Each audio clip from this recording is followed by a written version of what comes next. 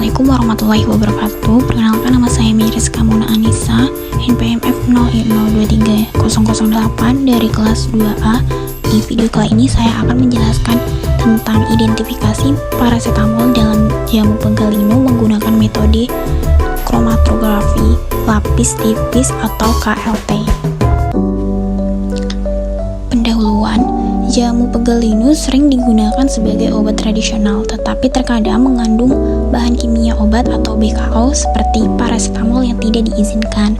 Nah, tujuannya ini adalah untuk mengidentifikasi keberadaan parasetamol dalam sampel jamu menggunakan metode kromatografi lapis tipis atau KLT.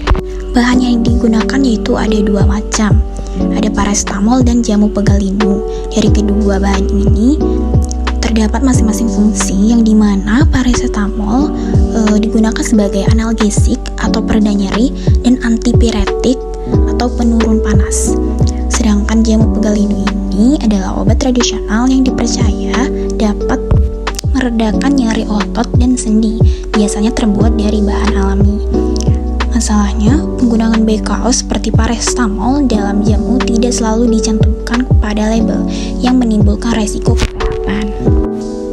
Untuk definisi kromatografi lapis tipis atau KLT, yaitu KLT ini adalah metode pemisahan komponen dalam campuran yang menggunakan lapisan tipis sebagai fase diam. Nah, dalam komponen KLT ini dibagi lagi menjadi dua, yaitu ada fase diam dan fase gerak. Fase diam adalah lapisan tipis, misalnya silika gel pada part kaca, aluminium, atau plastik. Dan fase gerak yaitu pelarut yang akan membawa sampel. Sampelnya ini seperti ekstra jamu dan standar parasetamol. Keunggulan dari KLT sendiri yaitu mudah, cepat, dan murah untuk identifikasi komponen dalam campuran. Untuk penggunaan KLT, yaitu yang pertama dimulai dengan persiapan sampel.